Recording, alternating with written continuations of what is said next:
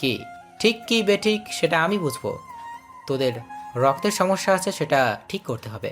তোর সাহস কি করে হয় তুই মেয়েদেরকে ডিস্টার্ব করিস? আমরা যা খুশি তাই করব, তাতে তোর কি?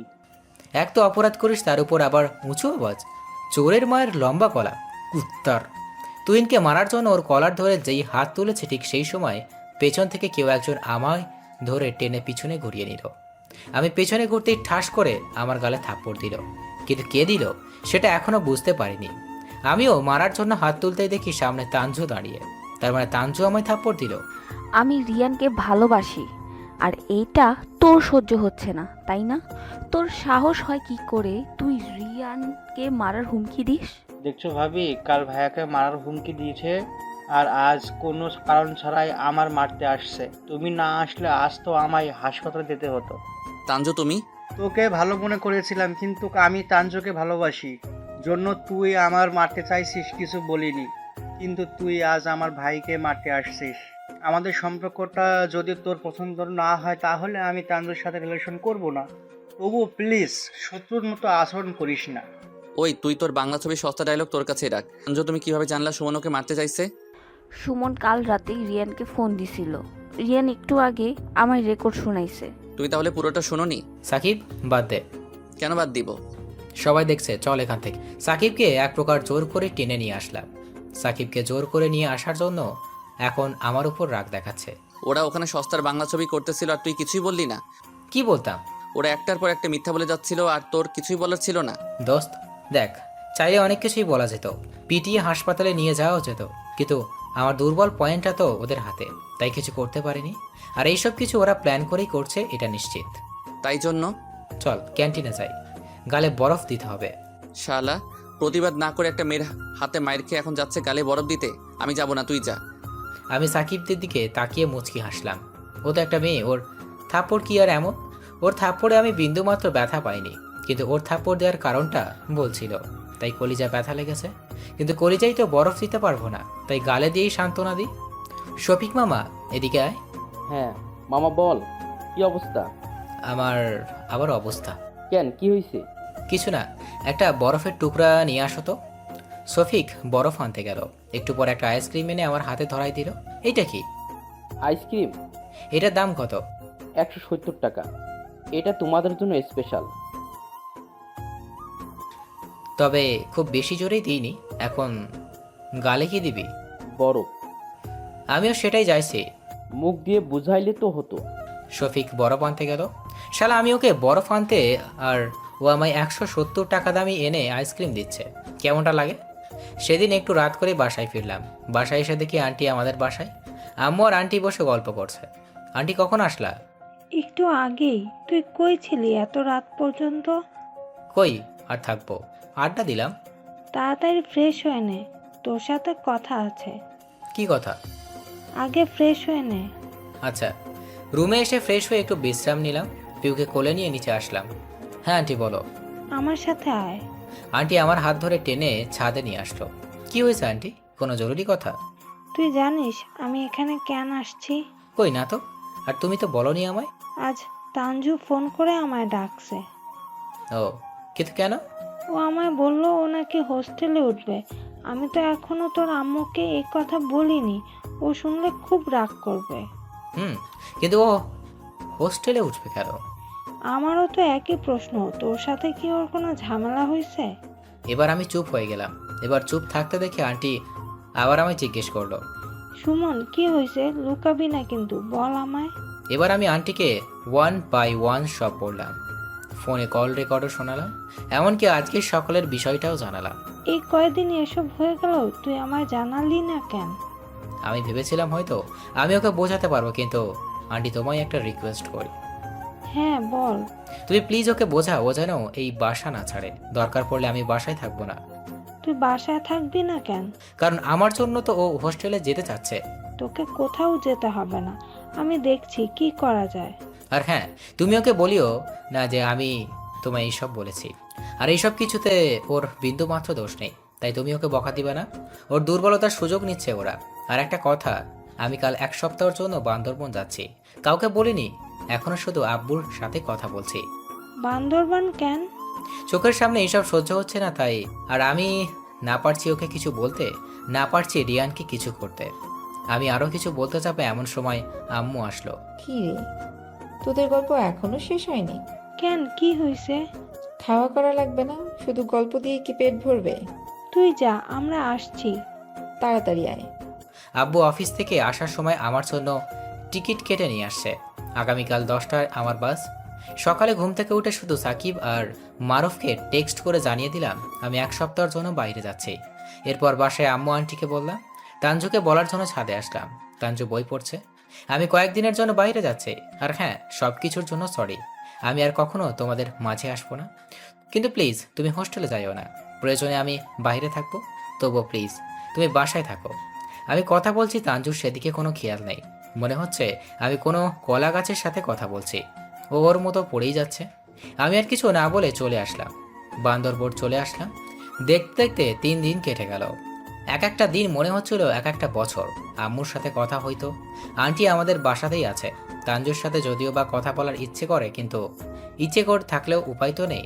আজ 4র্থ দিন। সকালবেলা ঘুম থেকে আম্মুর ফোনে জেগে উঠলাম। হ্যালো। এখনো ঘুমাচ্ছিস? কিছু বলবা? তাড়াতাড়ি উঠে বাসায় চলে আয়। মানে কি? আমি এখানে আরো কিছুদিন থাকবো, আর এইভাবে যেতে বললে কি আর যাওয়া যায় নাকি? গাড়ি পেতে হবে না? তুই বাসে আসবি নাকি প্লেনে আসবি সেটা তোর ব্যাপার, কিন্তু সন্ধ্যার মধ্যে তোকে বাসায় দেখতে চাই। আরে বাবা, আমার কথাটা শোনো। Hello hello. চাপ বাবা, কথা শেষ না হতেই ফোন কেটে দেওয়া ছাড়া। আন্টিকে ফোন দিলাম, উনিও একই কথাই বললো। কেউ অসুস্থ হয়ে পড়েছে নাকি সেটা যে জিজ্ঞেস করবো সেই সুযোগটাও পাচ্ছি না। আব্বুকেও একই কথা বললো। সবাই কি গলায় একই টিউন সেট করে রাখছে নাকি? এখন শুধু একজন আছে। তানজুকে ফোন দেওয়া, তানজুকে ফোন দিলাম, তানজুর ফোন বন্ধ। তানজু আবার কিছু হলো না তো? কেমন জানি বুকটা কেঁপে উঠলো। এরপর সবার ফোনে ফোন দিচ্ছি, কিন্তু কেউ রিসিভ করছে না। আজব পাবলিক, ফোন রেখে হারালো নাকি? টেনশনে আমার চোরাই উঠে গেছে। তাড়াতাড়ি করে কাপড় চোপড় গুছিয়ে নিলাম। টিকিট কাউন্টারে আসলাম, কিন্তু টিকিট পাওয়া যাচ্ছে না। অনেক কষ্ট করে কাউন্টারে ঘুষ দিয়ে একটা সিট ম্যানেজ করলাম। গাড়িতে থাকতে মারুফকে ফোন দিলাম। হ্যালো মারুফ, হ্যাঁ বল। একটু আমাদের বাসায় গিয়ে দেখবি সবাই ঠিক আছে কিনা? আমার কেন জানি খুব জরুরি বাসায় আসতে বললো। আমার সাথেও একটু আগে দেখা হয়েছিল, বাসায় যেতে বললো। কই এখন? আমি গাড়িতে উঠছি। আচ্ছা, তাড়াতাড়ি আয়। ফোন কেটে দিলাম। সন্ধ্যার পর বাসায় পৌঁছালাম। বাসায় কেন জানি সব আত্মীয় দিয়ে ভরপুর। বাসাটা খুব সুন্দর করে সাজানো। কি হচ্ছে এইসব আমি কিছুই বুঝতে পারছি না। বাসার ভিতরে ঢুকলাম। বাসায় ঢুকতে আম্মু সাথে দেখা হতেই আমার হাত ধরে টেনে আম্মু রুমে নিয়ে আসলো। আম্মু, কি হয়েছে এইসব? আমি তো কিছুই বুঝতে পারছি না। তোর কিছু বুঝতে হবে না, তুই গোসল করে এই শেরওয়ানিটা পরে নে। আম্মুকে কিছু বলতে গেলাম, কিন্তু আমার কোনো কথাই শুনলো না। তাড়াহুড়ো করে বেরিয়ে গেল। আমি গোসল করে আম্মুর কথা মতো শেরওয়ানি পরলাম। একটু পরে সাকিব আর মারুফ আসলো। কিরে, কি হয়েছে এইসব? পরে বোঝাবো, এখন আয়। সাকিব মারুফের সাথে বাইরে আসলাম। সোফায় বসে আছি। একটু পরে কাজী আসলো। এসে আমায় কবুল বলতে বলল। তার মানে এখন আমার বিয়ে হচ্ছে, কিন্তু কার সাথে? এখন রাত। আমার ঘরের সামনে দাঁড়িয়ে আছে। থুকো, বাসর ঘরের সামনে দাঁড়িয়ে আছে, কিন্তু ভিতরে কি আমার বউয়ের রূপে বসে আছে আল্লাহই ভালো জানে। দোস্ত, হ্যাঁ বল। আমি কাকে বিয়ে করলাম রে? ভিতরে যা, তাহলে তো সব বুঝতেই পারবি। এই বলে জোর করে আমায় ভিতরে ঢুকিয়ে দিয়ে দরজা বন্ধ করে দিল। খাটের উপর তাকাতেই দেখি তাঞ্জু বসে বসে কান্না করছে। তার মানে তাঞ্জু আমার বউ? ভাবতেই কেমন লজ্জা লজ্জা লাগছে। আমি গিয়ে তাঞ্জুর পাশে বসলাম। আমি বসতেই তাঞ্জু উঠে জানলার পাশে দাঁড়ালো। আমি উঠে গিয়ে তাঞ্জুর কাছে হাত রাখলাম। তাঞ্জু আমার হাতটা ঝাড়ি দিয়ে সরিয়ে দিল। খবরদার আমায় স্পর্শ করবি না। তাঞ্জু আমার দিকে ফিরে তাকালো। তাঞ্জুর চোখ ছলছল করছে। আমি তোকে কোনো দিন স্বামী হিসাবে মেনে নিতে পারবো না। সদ্য বিয়ে করা বউয়ের মুখে এমন কথা শুনলে যে কারোর মাথা হ্যাং হয়ে যাবে। কিন্তু আমার অপরাধ? তোর কোনো অপরাধ নেই, সব অপরাধ আমার। তোকে বন্ধু ভাবা আমার অপরাধ ছিল, তোদের বাসা আসাটা আমার অপরাধ ছিল, যার ফলে আজ আমার ভালোবাসাকে হারাতে হচ্ছে। বুঝতে পারলাম তাঞ্জু রিয়নকে খুব ভালোবাসে, কিন্তু রিয়ন তো কখনোই ওর ভালোবাসায় মূল্য দেবে না। তুমি রিয়নকে খুব ভালোবাসো, তাই না? নিজের থেকেও বেশি। কিন্তু রিয়ন কি আদৌ তোমার ভালোবাসা পাওয়ার যোগ্যতা রাখে? মানে কি বলতে চাচ্ছ তুমি? তুমি জানো না ও খুবই বাজে একটা ছেলে। ও তোমার মন নিয়ে খেলছে, তোমার ইমোশন নিয়ে খেলছে। খবরদার রিয়ানকে নিয়ে কোনো বাজে কথা বলবা না। আমি জানি ও তোমার শত্রু, আর ও আগে একটু বাজে ছিল, কিন্তু এখন ভালো হয়ে গেছে আর আমায় অনেক ভালোবাসে। তুমি কি জানো ওর সম্পর্কে? যেটুকু জানি সেটাই তোমার থেকে বেশি জানি। আর তুমি ভুলেও আমার কাছে আসার চেষ্টা করবা না। জোর করে হয়তো তুমি স্বামীর অধিকার ফলাতে পারবা, তাতে শুধুই এই দেহটা ছাড়া আর কিছুই পাবা না। আমি আর কিছু না বলে রুমের দরজা বাইরে থেকে লাগিয়ে দিয়ে বাসার বাইরে চলে আসলাম। হাঁটতে হাঁটতে কিছুটা দূরে একটা দোকান থেকে একটা সিগারেট নিলাম। এখন বাসার ছাদে দাঁড়িয়ে সিগারেট টানছি। জীবনে প্রথমবার, যদিও বা একটু একটু কষ্ট হচ্ছে সিগারেটটা খেতে, তবুও এক প্রকার জিদ করেই খাচ্ছি। সবাই বলে সিগারেট খেলে নাকি কষ্টগুলো সিগারেটের মতো ধোঁয়া হয়ে উড়ে যায়। কথাটা একেবারেই মিথ্যা। প্রতিবার সিগারেটে টানে নিখুঁতভাবে কষ্টগুলো মনে পড়ে। সিগারেটটা শেষ করে রুমে আসলাম। তানজু খাটের এক পাশে বসে আছে। আমি গিয়ে ওর পাশে বসলাম। আমায় বসতে দেখে একটু নড়ে বসলো। তুমি আমার স্বামী, মানো বা নাই মানো, কিন্তু আমাদের তো বিয়ে হয়েইছে, এটা তো সত্যি। আর এই রাতটার প্রতিটা মানুষের কাছে একটা স্বপ্নের রাত। আমি এই রাতে তোমার থেকে একটা জিনিস চাইবো, প্লিজ ফিরিয়ে দিও না। তানজু আমার দিকে অবাক হয়ে চোখে তাকিয়ে রয়েছে। ওর চোখে স্পষ্ট ভয় দেখতে পাচ্ছি।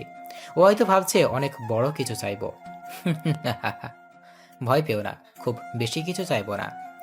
আমায় শুধু তোমার বন্ধুর আসনটা আবার দিবে। আমি কথা দিচ্ছি তোমাদের ভালোবাসা সত্যি দিয়ে দিব। আর রিয়ান যদি তোমায় ভালোবাসে তাহলে আমি তোমাদের এক করে দিব। কোনো দিন স্বামী হিসেবে অধিকার চাইবো না, প্লিজ। আমার এই একটা কথায় তানজুর মুখ থেকে ভয় ছড়িয়ে হাসির আভা ফুটিয়ে তুলল। ও এতটাই খুশি হলো যে খুশিতে আমায় জড়িয়ে ধরল। আমি শুধু নীরবে চোখ বুজে রইলাম। তুমি সিগারেট খাইছো? বাদ দাও। খুব ইচ্ছে ছিল বাসর ঘরে বউয়ের সাথে সিগারেট খাবো। এটাই হবে জীবনের প্রথম এবং শেষ সিগারেট খাওয়া। ও আচ্ছা। বললা না তো বন্ধু বানাবে নাকি? তোমার তো বন্ধু মানানোই যায়, কারণ তুমি বন্ধু হিসেবে একজন পারফেক্ট মানুষ। জানি না স্বামী হিসাবে কি কি কম আছে আমার। কিছু বলবা? কই না তো, একটা রিকোয়েস্ট করি। হ্যাঁ বলো। তুমি প্লিজ আমাদের মাঝের এই সব কিছু বাইরে কাউকে বুঝতে দিও না, খুব কষ্ট পাবে তারা। আচ্ছা ঠিক আছে। তুমি খাটে ঘুমিয়ে পড়ো, আমি নিচে শুয়ে পড়ছি। কেন? তুমিও এখানে ঘুমাও। না, তোমার পাশে থাকলে যদি স্বামীর অধিকার নামক কিসটা জেগে ওঠে তাহলে সমস্যা হবে। তার থেকে নিচেই ভালো। তানজু আর কিছু বলল না, ও খাটের উপর শুয়ে পড়লো। আমি কোলবালিশটা নিয়ে নিচে শুয়ে পড়লাম। এইভাবেই কেটে গেল বেশ কিছুদিন। এখন আমি আর সব সময় আড্ডা দিই না, আব্বুর ব্যবসা দেখাশোনা করি। আজ শুক্রবার, তাই বাসায় আছি। নামাজ শেষ করে এসে দেখি আম্মু আর তানজু রান্না করে। তোমরা রান্না করে কি করো? তোর বউকে পিঠে বানানো শিখাই। ও আচ্ছা, তাহলে আমার রুমে গেল। রুমে যাবি মানে কি? তোর বউকে তুই শিখিয়ে দে, আমি গেলাম। আম্মু তুমি কই যাও? ও ভালো পারে পিঠা বানাতে। আম্মু চলে গেল। তানজু ময়দায় পানি দিয়ে হাত দিয়ে পানি আর একটা মিশিয়ে দিচ্ছে। মাঝে মাঝে মুখেও হাত দিচ্ছে, তাই ময়দা মুখেও ভরে আছে। ওর দিকে তাকিয়ে আমার একটু হাসি পেল। ইচ্ছে করছে ওর গালে দুটো আলতা করে টেনে দিতে। এই তুমি হাসছো কেন? একটু অপেক্ষা করো। দৌড়ে রুমে এসে ফোনটা নিয়ে আসলাম। তারপর তানজুর পিক তুলে ওকে দেখালাম। তানজু ওর পিক দিকে হাতে আটা ময়দা নিয়ে সব কিছু আমার মুখে লাগিয়ে দিল। আমার মুখ মাখিয়ে দিয়ে যুদ্ধ জয়ের হাসি দিল। এই হাসির জন্য শতবার কোরবান হতে প্রস্তুত। কি হলো, হাঁ করে তাকিয়ে আছো কেন? দেখছি। কি দেখছো?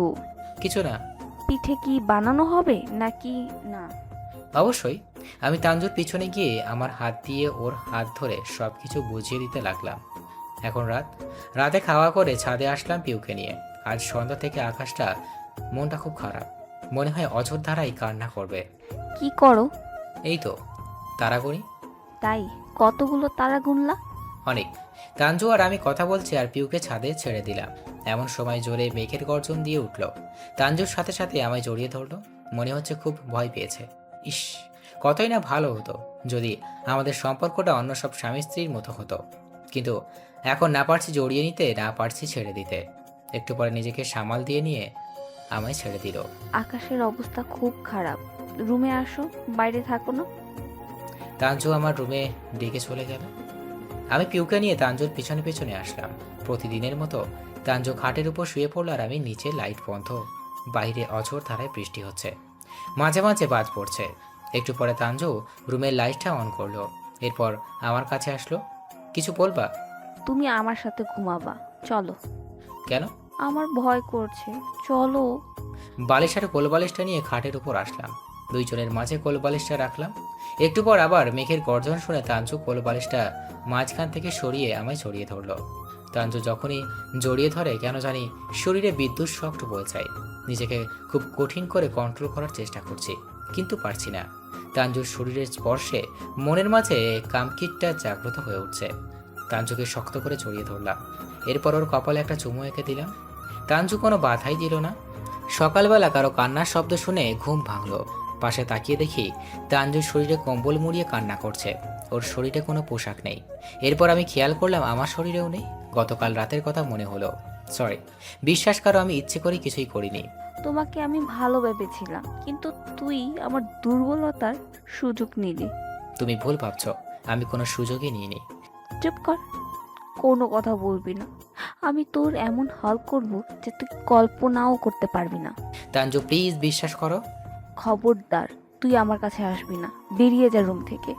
তাঞ্জুকে আর কিছু না বলে বাথরুমে গিয়ে গোসল করে ড্রেস পরে বাইরে গেলাম। এমনটা হবে এটা আমি কখনোই বুঝতে পারিনি। বৃষ্টির রাত নাকি খুব রোমান্টিক আর নেশালীয় হয়, কিন্তু সেটা যে এতটাই গভীর হবে সেটা জানা ছিল না। অফিসে এসে বসে আছে, কিন্তু কোনো কাজে মন বসছে না। সাকিবকে ফোন দিলাম। হ্যাঁ বল। কই তুই? বাসায়। তুই কোথায় আছিস? টেনশনে আছি রে ভাই। ও আচ্ছা, এটা আবার কোথায়? কুত্তা ফাজলামি রাখ। থাক আমি আসছি। আর সব কয়টা হারামিকে ফোন করে ডাক। আচ্ছা আয়। আমি একটু পরে সাকিব বাসায় গেলাম। এসে দেখি সবাই এসে গেছে। আমাদের বন্ধুদের মাঝে এটা আবার একটা ভালো দিক, যখন ডাকবা তখনই এসে হাজির। এরপর সন্ধ্যা পর্যন্ত আড্ডা দিলাম। আড্ডা দেওয়ার শেষে বাসায় আসলাম। আব্বু আম্মু তাঞ্জু সবাই ড্রয়িং রুমে বসে আছে, কিন্তু কেউ কোনো কথা বলছে না। আমি আমার রুমের দিকে যেতে লাগলাম। সুমন এদিকে আয়। হ্যাঁ আব্বু। সারাদিন কই ছিলি? অফিসেতেই তো ছিলাম। আব্বু বসা অবস্থা থেকে দাঁড়িয়ে আমার গালে সজোরে একটা থাপ্পড় দিল। তুই অফিসে ছিলি নাকি এই মেয়ের সাথে ছিলি? একটা ছবি আমার দিকে এগিয়ে দিল। ছবিটা দেখে আমি অবাক হয়ে তাকিয়ে রইলাম। একটা মেয়ের সাথে আমার ছবি। এটাকে? একদম নাটক করবি না। তুই এমনটা করবি আমি ভাবতেও পারিনি। আমি সত্যি জানি না এটাকে। তোর মাথায় এতটুকু বুদ্ধি থাকা উচিত। তোর বাসায় একটা বউ আছে, আর এই মেয়ে তো কোনো দিক থেকেই তাঞ্জুর আশেপাশেও যেতে পারবে না। কিন্তু আচ্ছা, এই পিক পাইছো কই? একটা লোক এসে তানজুকে দিয়ে গেছে। কোন লোক? তাঞ্জু আমায় কিছু না বলে দৌড়ে রুমে চলে গেল। আত্মীয় স্বজনদের কাছে জানাজানি হলে কি বলবো? আমি কিছু বললাম না, চুপচাপ মাথা নিচু করে শুধু শুনলাম, কারণ আমার কোনো কথাই এখন বিশ্বাস করবে না কেউ। আব্বু আম্মু দুইজনেই বকাবকি করে রুমে চলে গেল। আমি কিছু সময় দাঁড়িয়ে থেকে পিউয়ের পায়ের কাছে এসে হাঁটাহাঁটি করতে ওকে তুলে নিয়ে ছাদে আসলাম। আচ্ছা পিউ, আমি কি সত্যি খুবই খারাপ? তাহলে যেটা করি না সেটার জন্য কেন আমায় শাস্তি ভোগ করতে হয়?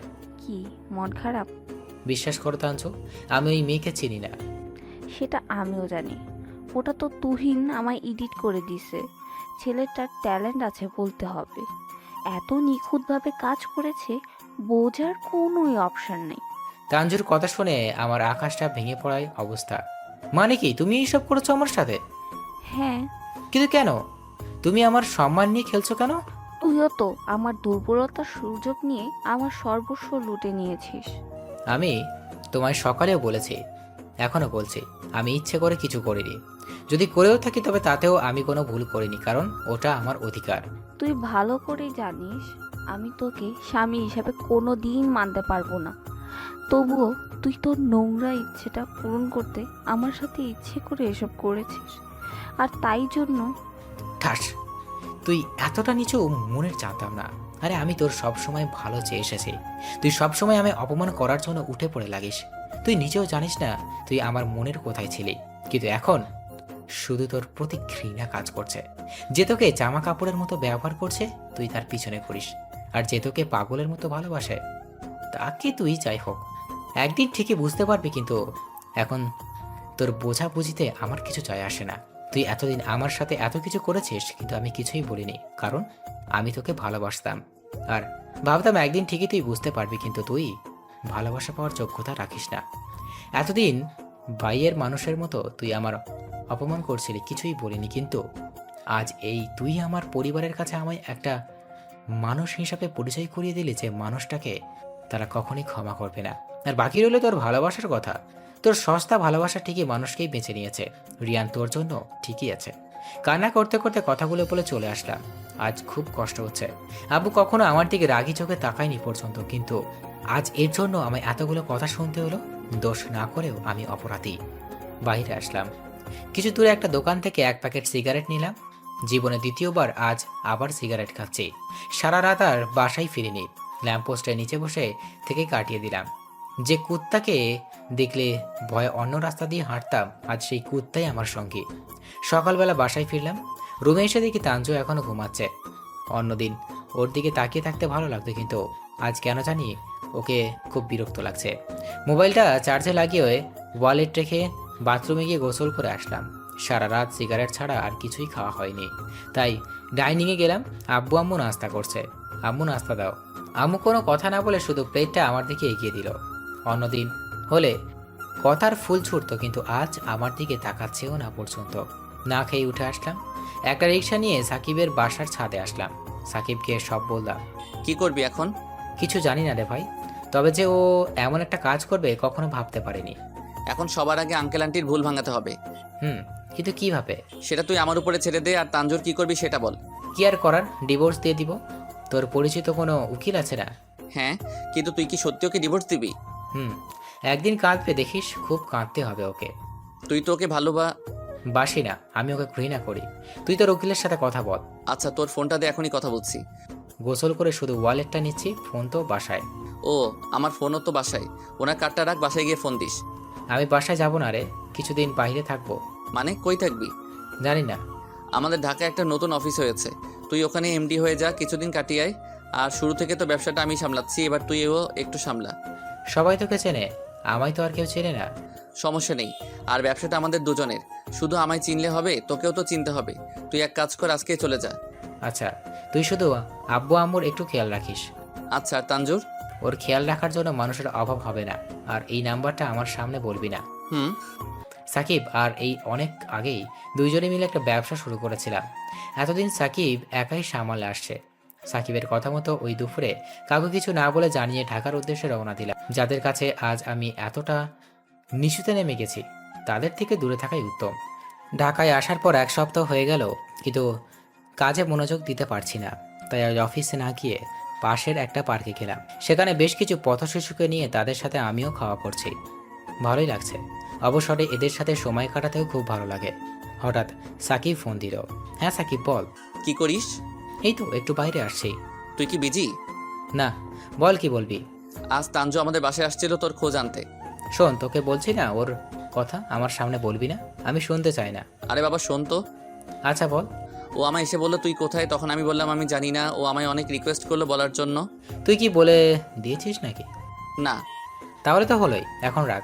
শোন না রে ভাই। আরও কি? আমি বললাম তুমি কোথায় যাও, তখন ও বললো রিয়ানের সাথে দেখা করতে। এরপর আমার সাথে আর কোনো কথা না বলে চলে গেল। চলে তো গেছে, তাহলে আর কি। এরপর আমি ওর পিছনে পিছনে গেলাম। কেন? তুই মানুষের সিক্রেট সময় ফলো করিস। আর ভাই, রোমান্টিক কাপড় ওদের কতই কথা থাকতে পারে। তোকে একটা ভিডিও পাঠাচ্ছি, দেখ। আচ্ছা দে, পরে দেখবো। পরে না, এখনই দেখবি। আচ্ছা, ফোন কেটে দিলাম। একটু পর একটা ভিডিও ক্লিপ আসলো। বাচ্চাদের সাথে বিদায় নিয়ে বাসায় চলে আসলাম। বাসায় এসে ভিডিওটা প্লে করলাম। ভিডিওতে তানজুর পিছনের দিকে দেখা যাচ্ছে, আর রিয়ন তানজুর সামনে দাঁড়িয়ে আছে। তুমি এই সময় আমায় কিছু না জানিয়ে আসলা?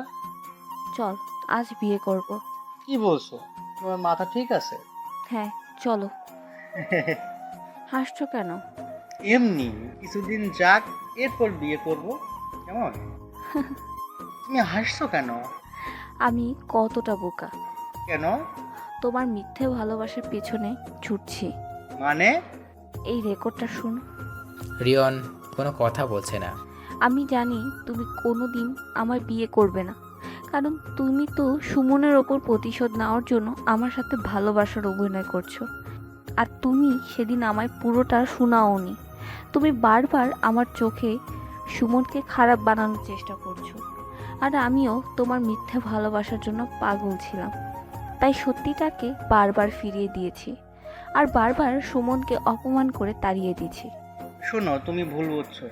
তানজুকে স্পর্শ করার সাথে সাথেই তানজু রিয়নকে থাপ্পড় দিল। তুই আমার পবিত্র ভালোবাসা নিয়ে মজা করছিস? তুই ভুলেও আমার কাছে আসবি না।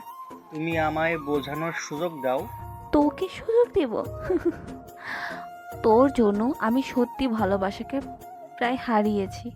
ওর সাথে আমি অন্যায় করেছি শুধু তোর জন্য। আমি ওকে ওর পরিবারের কাছে আজ একটা বাজে ছেলে হিসেবে পরিচিত দিয়েছি। তোর জন্য ও আমার থেকে এতটা দূরে। আমি শুধু চকচক করা দেখেই সোনা বেছে নিয়েছিলাম। এটা আমার জীবনের সব থেকে বড় ভুল। আর কোনো দিন আমার সাথে কোনো প্রকারের যোগাযোগ করার চেষ্টাও করবি না। তানজু চলে আসছে। রিয়ানকেও দেখলাম তানজুর পিছনে পিছনে আসতে।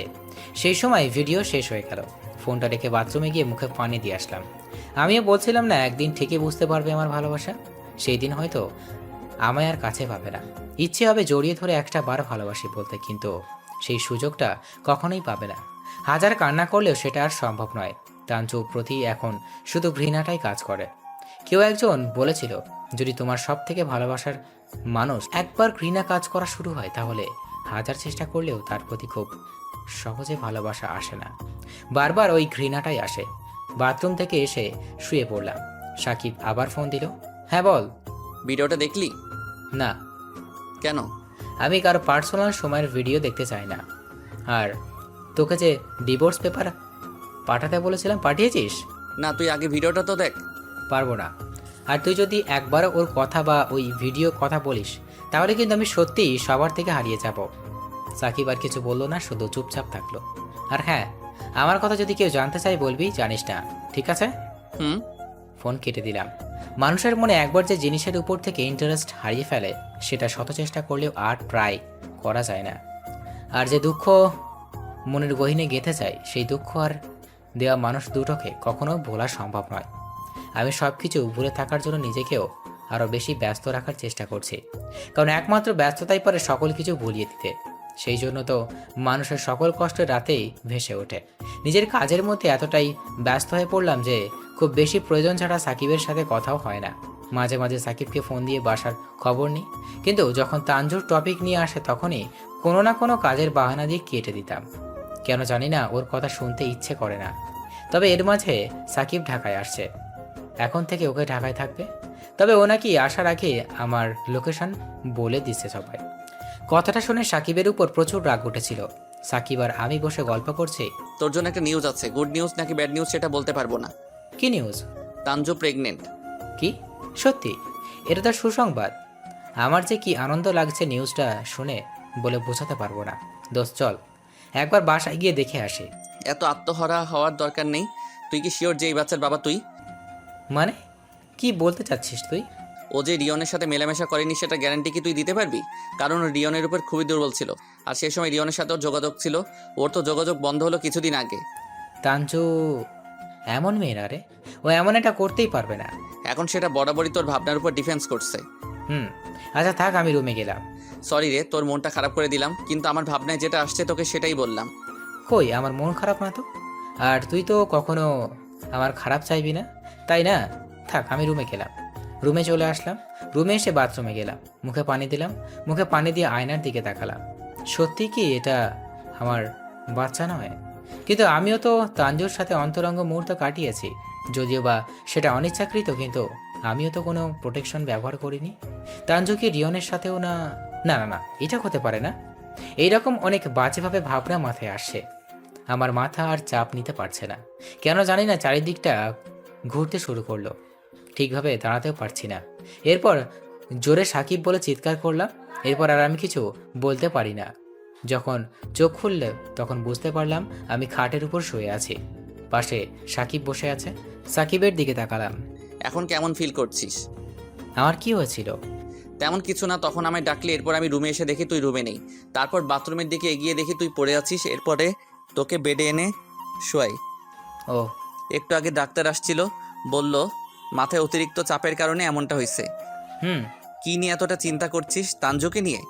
না, বাদ দে তো। আচ্ছা তুই রেস্ট নে, আমি একটু বাইরে যাচ্ছি।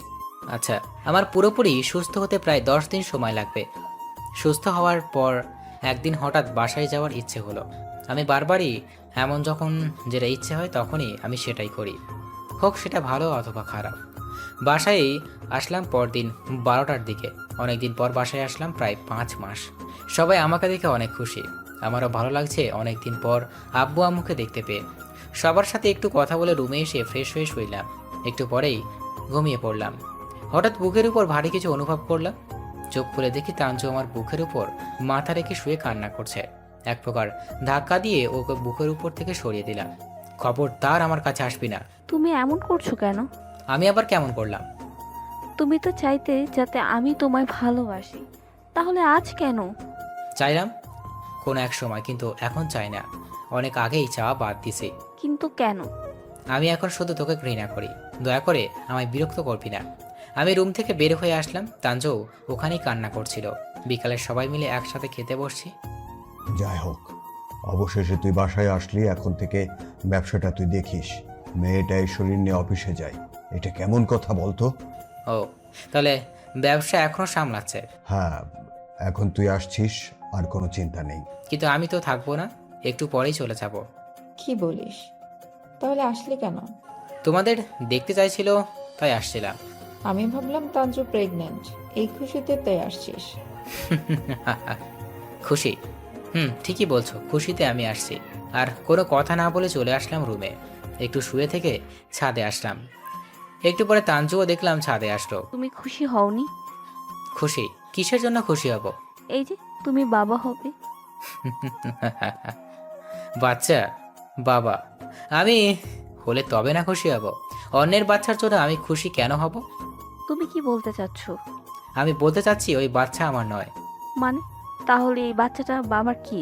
আমি কি জানি? সেটা তো তুমিই ভালো। তুই আর কার সাথে অন্তরঙ্গ মুহূর্ত কাটিয়েছিস? হয়তো রিয়ন। প্লিজ তুমি এভাবে বলিও না। তুমি আমার চরিত্রে এভাবে দাগ কেটে দিও না। আমার শরীরে মিথ্যে দাগ কাটানোর সময় মনে ছিল না? আর আমার তো কোনো কিছু মিথ্যে বলিনি, সব সত্যি। প্লিজ তুমি এভাবে বলিও না। হ্যাঁ, আমি রিয়ানকে ভালোবাসতাম। ও যদিও বা অনেকবার আমার জোর করেছিল, কিন্তু আমি কখনই ওর বাজে উদ্দেশ্যকে প্রশ্রয় দিইনি। মেয়েরা নিজের প্রেম টেকাতে সব কিছুই করতে পারে। তুই যে করিসনি সেটা কি আমি বিশ্বাস করি? তুমি ভালো করেই জানো আমি ওসব মেয়ের মতো নই। আমি তো তোকে এই সময় মেয়ের মতো ভাবতাম, কিন্তু তুই ভাবতে বাধ্য করছিস। তুমি আমার যতটা কষ্ট দাও না কেন, আমি তোমায় কিছুই বলবো না, কিন্তু তাই জন্য নিজের সন্তানকে অস্বীকার করিও না। তাঞ্জু কান্না করতে করতে আমার সামনে বসে পড়ল। আমি ওর সামনে থেকে চলে আসলাম, রুমে আসলাম। একটু বসে থেকে আম্মুর রুমে যাবে এমন সময় আবার তাঞ্জু এসে আমার সামনে দাঁড়ালো। কই যাচ্ছ? আম্মুর রুমে যাব। এরপর চলে গেলাম। না গেলে হয় না? না, কারণ তোর মতো মেয়ের সাথে এক ছাদের নিচে থাকা সম্ভব নয়। তাঞ্জু আর কিছু বললো না। আমি আম্মুর রুমে আসলাম। আম্মু আসবো? আম্মু আমি চলে যাচ্ছি। হুম, যা তবে, আর এই বাড়িতে আসিস না। মানে কেন? যে ছেলে নিজের সন্তানকে অস্বীকার করে নিজের স্ত্রীকে বাজারের মেয়ের সাথে তুলনা করে, সে আমার ছেলে হতে পারে না। কারণ আমি আমার ছেলেকে এমন শিক্ষা দেইনি। আম্মু তুমি জানো না ও? আমি কিছু জানতে চাই না। তোর মানসিকতা যে এতটা নিচু, সেটা আমি কোনোদিন কল্পনাও করিনি। যেদিন তুই নিজের মানসিকতা পরিবর্তন করতে পারবি, সেদিন আসিস, এর আগে না। আম্মু আমার কথাটা তো শোনো। আমি কোনো কথা শুনতে চাই না, তুই চলে যা। আর একটা কথা মনে রাখবি, তানজুকে আমি কখনো ছেলের বউ মনে করিনি, নিজের মেয়ে মনে করছি। আর আমার মেয়েকে অপমান করা মানে আমাকে অপমান করা। সো যে আনায় অপমান করে আমার বাসায়, তার জন্য বিন্দু পরিমাণ জায়গা নেই। তুই আমার চোখের সামনে থেকে চলে যা। আমি আর কিছু না বলে আম্মুর রুম থেকে চলে আসলাম গেটের কাছে। তান্দু পিছন থেকে হাত টেনে ধরলো। প্লিজ তুমি যেও না, প্লিজ। তানজু ওর হাত ছেড়ে দে। আমি যার সাথে তোর বিয়ে দিছিলাম সে ছিল একজন ভালো এবং আদর্শ মানুষ, কোনো অমানুষ নয়। যেদিন মানুষ হয়ে ফিরে আসবে সেদিন আর ওকে আটকাতে হবে না, নিজেই চলে আসবে। এরপরে তাঞ্জু আমার হাত ছাড়লো না, তবে এর আর কিছু বলছে না, শুধু নীরবের দৃষ্টিতে আমার দিকে তাকিয়ে আছে। ওর নীরব দৃষ্টিতেও যেন আমার বলছে প্লিজ যেও না। আমি আবার হাতটা ওর থেকে ছাড়িয়ে নিয়ে বের হয়ে আসলাম। আজ ওর জন্য আম্মুর কাছে আমায় এত বাজে বাজে কথা শুনতে হলো, যে আমার আম্মু এতটা ভালোবাসে যেই আমাকে আজ আম্মু অমানুষ বলল। রাগ আর ঘৃণা দুটোই তাঞ্জুর উপর বাড়তে লাগলো। অনেকদিন কেটে গেল, প্রায় 5-6 বছর। বাসার কারোর সাথেই কোনো যোগাযোগ রাখিনি, তবে মারুফের সাথে কথা বলে মাঝে মাঝে বাসার সবার খোঁজ নিই। মারুফের কাছে শুনতে পাই তাঞ্জুর একটা মেয়ে বাচ্চা হয়েছে। আমার আবার মেয়ে বাচ্চা খুব ভালো লাগে। খুব ইচ্ছে ছিল আমাদের একটা মেয়ে বাচ্চা হবে আর ওকে আমি আমার মতো করে বড় করব। ওর কোনো ইচ্ছে কখনোই অপূর্ণ রাখবো না। মেয়ে বাচ্চা হয়েছে কিন্তু সেটার বাবা আমি না। ভাবতে কেমন জানি বুকটা কেঁপে ওঠে। তবে আমার মতো কোনো দোষ নেই। আমি তো ঠিকই ওকে ভালোবেসেছিলাম। ও কোনো আমার সাথে এমনটা করলো। আমি শুধুমাত্র ওর জন্য আমি আমার পরিবারের থেকে এতটা দূরে। তানজুর প্রতি ঘৃণা আর রাগ এতটাই বেড়ে গেল যে ওর নামটাও শোনার ইচ্ছে করে না। ওর নাম শুনলেও রাগ ওঠে। অনেকদিন ধরেই ওদের সবাইকে ভোলার নাম করে বসে আছি। একদিন দুপুরে বসে আছি অফিসে, হঠাৎ সাকিব আসলো। কিছুদিন আগে অবশ্য আমরা আলাদাভাবে ব্যবসা শুরু করি। দুইজনেই এখন আমরা টপ বিজনেসম্যান। কি অবস্থা রে, কেমন আছিস? এই তো ভালো। তোর কি অবস্থা? চলে। কি মনে করে এই অবাকার দরবারে? উদ্দেশ্য তো একটা আছে। জানাব, আপনি আপনার উদ্দেশ্য পেশ করুন। তার আগে বল, দুপুরে খাওয়া করছিস? না। কেন? চল বাইরে কোথাও থেকে খেয়ে আসি। সাকিব আর আমি বাইরে একটা রেস্টুরেন্টে আসলাম খাবার অর্ডার দেওয়ার পর। এখন বল কি উদ্দেশ্য? মারুফ, রাকিব, আমি আর তুই মিলে একটা বড় অংশ দিয়ে একটা বিজনেস শুরু করতে চাচ্ছি। 5 স্টার বিজনেস প্ল্যান। ও 5 স্টার? তাহলে আর একজন কই? আমরা তো 4 জন হলাম। হাবিব কই? হাবিব একাই যেটা করেছে সেটাই করবে। তবে আর একজনের নাম বললো মারুফ, কও যেন নামটা। ও হ্যাঁ, রুহি গ্রুপ অফ ইন্ডাস্ট্রি। এটা আবার কে রে? জানি না, নতুন হয়তো। ও আচ্ছা। তবে সবাই কি 20% করে দিবি? না, ওরা 3 গ্রুপ 50% দিবে। মারুফ রাকিব 15% করে 30% দিবে। আর রুহি গ্রুপ অফ ইন্ডাস্ট্রি 20% দিবে। এখন তুই কত পার্সেন্ট দিবি? আচ্ছা, এই কোম্পানির প্রধানকে? যে সব থেকে বেশি পার্সেন্ট থাকবে। ও তাহলে আমি 30% দিই আর তুই 20 দে। আমিও সেটাই বলতে চাচ্ছিলাম। ওদের সবার সাথে কথা বলো। মারুফ কথা বলছে। ও তাহলে আমি তোকে বিকেলে সব বিজনেস প্ল্যান দেখাই। আর কাল একটা মিটিং আছে, সেটা হওয়ার পর অ্যামাউন্ট দিস। আমি ওসব কিছু দেখাবো না। আমি এখন যাবো না। তুই শুধু কিছু কর, আমি পরে কাজ শেষ হলে যাব। এখন কি বলিস? তুই চেয়ারম্যানের চেয়ারে থাকবি? তুই সবার সাথে কথা বলবি না? তুই বলা মানেই আমি বলা। আর একটা কথা, একটা কাজে পরশুদিন দেশের বাইরে যাব 3 মাসের জন্য। তুই সব কিছু করিস। সাকিবের সাথে কথা বলে চলে আসলাম। দেশের বাইরের কাজে যাব এটা ভুল। কাজের থেকে ঘোরার উদ্দেশ্য সেটা বেশি গুরুত্বপূর্ণ। এরপর আমি বিদেশে চলে যাই। এর মধ্যে সাকিবের সাথে একবার কথা হয়েছে। সাকিব নাকি 10% শেয়ার দিবে, তাই সাকিবের ওখানে 5% আমার দেওয়ার জন্য বলো। এখন আমার মোট 35% হলো।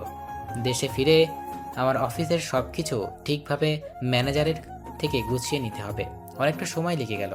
এর মাঝে একদিন সাকিব নতুন অফিস উত্তোলনের জন্য আমায় যেতে বলল। আমি সেটাতেও সাকিবকে পাঠিয়ে দিলাম, কারণ আমি এইসব ফর্মালিটিস একদম পছন্দ নয়। এরপর কয়েকদিন পর তুই কি শুরু করছিস বলতো? আমি আবার কি করলাম? তুই একবার অফিসে আসলি না? তুই তো আছিস। আরে ভাই, আমার নিজেরও তো একটা অফিস আছে, আমায় তো সেটাতেও সময় দিতে হয়। আরও তো 3 জন আছে। ওরা কি করে? সবাই সবার দায়িত্ব ঠিকই পালন করে, শুধু তুই ছাড়া। জানিসই তো আমি একটু এমন কেয়ারলেস। মামা, এসব ফাঁকিবাজি কথা বলে পার পাওয়া যাবে না। কাল একটা কন্ট্রাক্ট সাইন হবে। এর আগে আমাদের নিজেদের মাঝে একটা মিটিং আছে, সেটাতে থাকতে হবে। থাকতেই হবে কি? হুম। আচ্ছা ঠিক আছে। পরের দিন অফিসে গেলাম। সবাই আসছে। অফিসটা ঢাকাতে, যদিও সবার এলাকার। অফিসের সামনে এসে সাকিবকে ফোন দিলাম। তুই কই? তুই কই? আমি তো অফিসে, সবাই আসছে, তুই নাই। বলছিলাম না আসবো? আমিও আসছি, অফিসের সামনে আছি। 7ম ফ্লোরে আয়, এরপর আমায় পাবি। আচ্ছা। 7ম ফ্লোরে আসলাম। এরপর সাকিবের সাথে কনফারেন্স রুমে আসলাম। সবাই বসে আছে। আমায় দেখে দাঁড়ালো। আমি চেয়ারম্যানের চেয়ারে বসলাম। রাকিব, মারুফের দিকে তাকিয়ে হাসছি আমি। ওরা রাগী চোখে আমায় পুড়িয়ে দিচ্ছে। শালা কখনো ভালো হবি না, তাই না?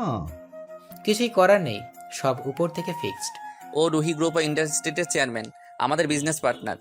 সাকিবের কথা শুনে আমি এদিকে তাকালাম। তাকাতেই আমি বসা অবস্থা থেকে উঠে দাঁড়ালাম। এটা তো তানজু। এরা সবাই আমার থেকে এই বিষয়টা হাইড করলো। আমি উঠে বাইরে চলে আসলাম। সাকিব আমার পিছন পিছন আসলো। রাগ করিস না দোস্ত। তুই আমার সাথে এমনটা করবি এটা আমি কল্পনাও করিনি। বিশ্বাস কর, আমি নিজেও জানতাম না, আমি কিছুদিন আগে জানলাম। তোরা আমার থেকে এটা হাইড করো, ভালো করিসনি। এসব নিয়ে পরে কথা বলবো, কিন্তু প্লিজ তুই এখন এভাবে চলে যাস না। সাকিব আমার অনেক রিকোয়েস্ট করলো, তাই জন্য আমি আবার আসলাম। এরপর মিটিংয়ে কি বললো আমি কিছুই কান দিইনি। রাগে আমার রক্তটা টকবক করে পড়ছে। তানজুর দিকে খেয়াল করে দেখলাম ও আমার দিকে তাকিয়ে আছে। এটা আমারও আরও বিরক্ত লাগছে। দোস্ত আমার ভালো লাগছে না, আমি বাইরে আছি। সাকিব কিছু বলার আগেই আমি চলে আসলাম। বেশি কিছু সময় পর সবাই মিটিং শেষ করে বের হলো। কি হলো মিটিংয়ে? কি আর হবে, সবাই আড্ডা দিল। মানে? অফিসে রেগুলার আসবি। হুম, সপ্তাহে 3 দিন। আর শুন, ওকে শেয়ার থেকে বাদে। সম্ভব নয় রে, কারণ বেশিরভাগ প্ল্যান ওর করা। চল তোকে তোর কেবিন দেখিয়ে দেই। সাকিবকে আর কিছু বলবো না, কিন্তু ও আমার কথা না শুনেই হাঁটতে শুরু করলো। ওই দিন অফিস থেকে আসছি, এরপর 3 দিনে ওই কয়েকদিন হয়নি। সকালবেলা সাকিবকে ফোন দিয়ে অফিসে যেতে বললো। ওরা কি আর যেতে পারবে না। সকালে নাস্তা করে অফিসের উদ্দেশ্যে রওনা দিলাম। আমরা কেবিনে ঢুকতেই দেখি একটা বাচ্চা আমার রুমে সব কিছু এলোমেলো করে দিচ্ছে। রুমের অবস্থা থেকে মেজাজটা 360 ডিগ্রি উত্তপ্ত হলো। এই পিচ্চিটা আমার দিকে তাকিয়ে একটা হাসি দিয়ে, যে হাসিটা আমার বুকে এসে বিঁধল। আর আগে থেকেই আমার বাচ্চাদের প্রতি একটা দুর্বলতা কাজ করে। আর যাই করি না কেন, বাচ্চাদের উপর কখনো রাখতে পারি না। তবে কোনো বাচ্চার উপর রেগে যাওয়ার পর তাকে ভয় না পেয়ে হাসতে এই প্রথম দেখলাম। বাচ্চার কাছে এসে কোলে তুলে নিলাম। বাচ্চাটা এতটাই কিউট যে কোলে না নিয়ে থাকতেই পারলাম না। তাহলে তুমি সেই বদমেজাজি স্যার? আমি অবাক হয়ে ওর দিকে তাকিয়ে রইলাম। কণ্ঠটা তো মাশাআল্লাহ, কিন্তু আমার আবার কে বদমেজাজি বলে পরিচয় করিয়ে দিল? আমি বদমেজাজি তোমায় কে বললো? আমার আম্মু বলেছে। তাই? কে তোমার আম্মু? বাচ্চাটা কিছু বলার আগেই তাঞ্চু। আসবো? হ্যাঁ। Sorry sir. রুহি, তোমায় কতবার বলছি এই রুমে আসবা না। যেটা করতে নিষেধ করি সেটাই তুমি বারবার করো। চলো, তোমার দাদু আসছে, বাসায় যাবে। তাঞ্জু আমার কোল থেকে বাচ্চাটাকে নিয়ে চলে গেল। তার মানে এটা রুহির বাচ্চা। আর দাদু আসছে মানে আব্বু অফিসে আসছে। বাইরে দৌড়ে আসলাম। বাচ্চাটা দৌড়ে আব্বুর কাছে গেল। কত মধুর সম্পর্ক তাদের মাঝে। বাচ্চাটা গিয়ে আব্বুর কপালে চুমু দিচ্ছে। আমি দাঁড়িয়ে থেকে শুধু দেখতে লাগলাম। ছোটবেলায় আব্বুর কপালে চুমু দেওয়ার একটা ছবি আমার কাছে। আজ সেই ছবিটার কথা খুব মনে পড়ছে। কতই না সুন্দর ছিল সেই দিনগুলো। হঠাৎ আব্বুর সাথে আমার চোখাচোখি হতেই আব্বু রুহিকে কোলে তুলে নিয়ে যেতে লাগলো। আমি আব্বুকে ডাকলাম, কিন্তু আব্বু শুনেও না শোনার ভান ধরে চলে গেল। আমি তাঞ্জুর কেবিনে গেলাম। কিছু বলবেন? আব্বু আম্মু কি ঢাকায় থাকে? এটা অফিস, এখানে শুধু অফিসিয়ালি কথা বলবেন প্লিজ। আমি তোমায় যেটা জিজ্ঞেস করছি সেটা তুমি উত্তর দাও। হ্যাঁ, আমি যেহেতু এখানে তাই আমার আব্বু আম্মুকেও আমার সাথে নিয়ে আসছি। আমি তো অন্য সব সন্তানের মতো না যে নিজের মা বাবাকে রেখে বছরের পর বছর কাটিয়ে দিব। ঠিকানাটা একটু দেবে প্লিজ? সরি, আমার বাসার ঠিকানা আমি আপনাকে দিব না। তাঞ্জু এতক্ষণ দাঁড়িয়ে কথা বলে এখন বসে ল্যাপটপে মনোযোগ দিল। বুঝলাম আমার সাথে আর কথা বলতে চাচ্ছে না। আমিও ওর কেবিন থেকে বেরিয়ে আমার কেবিনে আসলাম। একজন লোক আমার কেবিনটা গুছিয়ে দিচ্ছে। কি বাচ্চা মাইরি, আমার পুরো কেবিনটা ডাস্টবিন বানিয়ে দিছে। আমার মতোই শয়তানের হাড্ডি বড় হলে হবে। সেদিন থেকে প্রায় রেগুলার অফিসে যেতাম, কিন্তু এরপর আর আব্বু আসেনি অফিসে। তাঞ্জু আর আমার কেবিনের মাঝে একটা গ্লাস দেওয়া, এপাশ থেকে ওপাশটা খুব ভালো করেই দেখা যায়। মাঝে মাঝে খেয়াল করি তাঞ্জু আমার দিকে তাকিয়ে থাকে, কিন্তু যে আমি তাই ঠিক তখনই ওর কাজে ব্যস্ত হয়ে পড়ে। কিছুদিন আগে সাকিবের বোনের বিয়ের কার্ড সবাইকে দিল। কাল ওর বোনের বিয়ে। সবাই আবার সেই পুরনো এলাকায় ফিরে যাবে। সবাই আজ রাতেই রওনা দিবে। পরের দিন ভোরবেলা গিয়ে পৌঁছে গেলাম। সাকিবদের বাসায় থাকার ব্যবস্থা করা হলো। কিছুক্ষণ বিশ্রাম নিয়ে মারুফ, রাকিব আর আমি তাঞ্জু আর রুহি ঘুরতে বের হলাম। অনেকদিন পর আসছি তো তাই। দূর থেকে কেউ একজন আমায় ডাকলো। তাকিয়ে দেখি রিয়ন। ওকে দেখে আমার ফুরফুরে মেজাজটা মুহূর্তেই বিগড়ে গেল। ভদ্রতার জন্য গেলাম ওর কাছে। কেমন আছিস? ভালোই, তুই? এই তো চলে। সরি রে দোস্ত। সরি কেন? শুধু তোর উপর প্রতিশোধ নেওয়ার জন্য তোর সংসারে আমি আগুন লাগিয়ে দিয়েছিলাম। বাতে, ওইসব আমি ভুলে গেছি। তুই জানিস যেদিন তোর আর আমার ফোন কলের রেকর্ড তাঞ্জু শুনেছে সেদিন ও আমায় অনেক বকছে। তোরা বিয়ে করলি না কেন? আমি তো তোদের মুক্ত করে দিয়ে চলে গিয়েছিলাম। বিয়ে? ওর সাথে আমার রিলেশন ছিল প্রায় 8 মাসের মতো। এই 8 মাসে আমি শুধু ওর হাতটা ধরার অধিকার পাইছিলাম। এরপর যখন রেকর্ড শুনেছে এরপর থেকে আমার চেহারাও দেখিনি। অনেকবার ট্রাই করেছি কিন্তু কোনো যোগাযোগ করিনি। আমিও সত্যি ওর প্রতি দুর্বল হয়ে গিয়েছিলাম। রিয়নের কথা শুনে আজ নিজের উপর রাগ হচ্ছে। এতদিন আমি বিনা কারণে ওদের কষ্ট দিয়ে আসছি, আর নিজেও কষ্ট পেয়ে আসছি। আমি এতটাই বোকা যে একটা ভুলের সাগরে বসবাস করছি এতদিন। আচ্ছা দোস্ত, পরে কথা হবে, এখন যাই। অনেক কাজ। আচ্ছা, তবে দোষ, তানজুর কোনো দোষ ছিল না।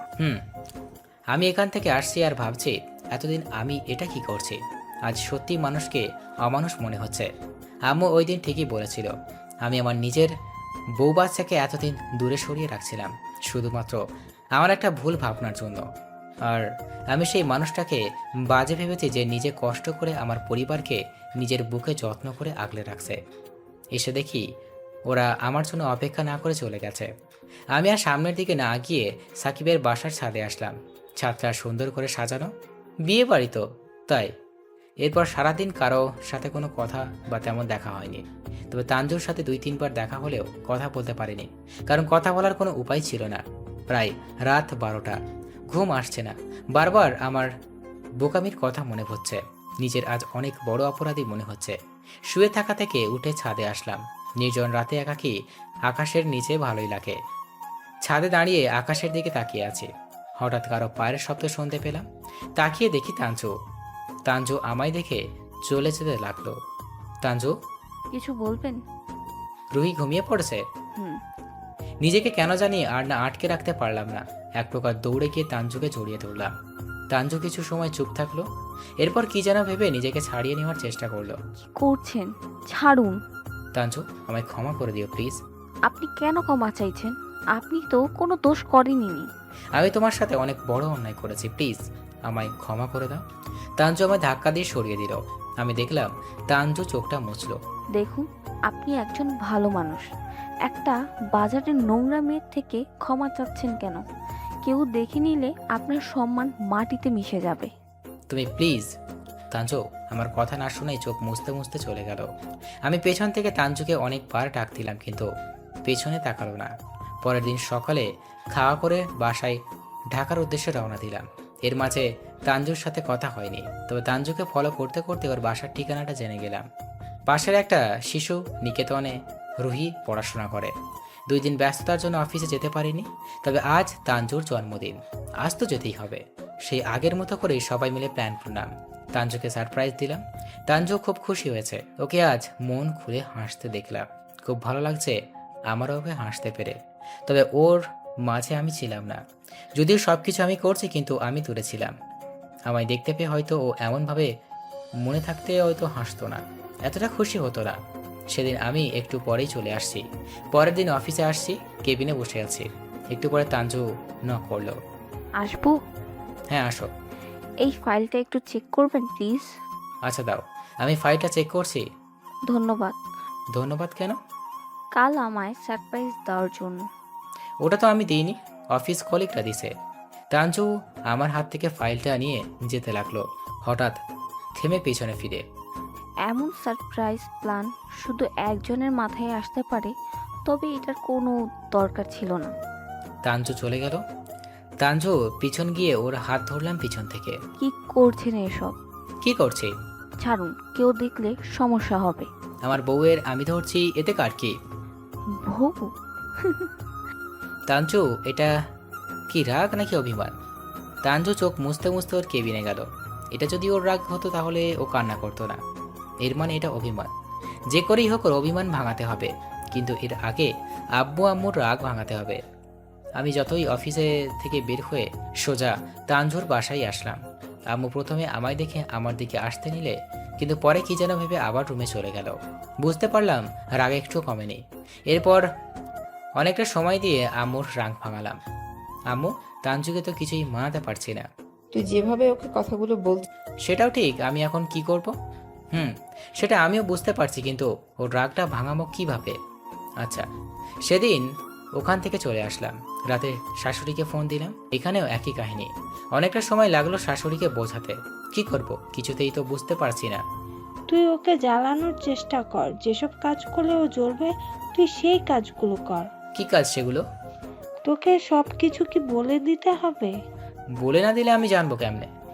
একটা মেয়ে কিন্তু অন্য আর একটা মেয়েকে সহ্য করতে পারে না, আর সেটা যদি প্রিয় মানুষের পাশে হয় তাহলে তো আরো না। তাই নাকি? জানতাম না তো। তুই জানিসটা কি? সেটাই তো। তারপর? তোরা তো একই সাথে দিনের প্রায় সময়টা থাকিস, সো তুই একটা সুন্দর দেখে মেয়েকে তোর বিয়ে নিয়োগ কর।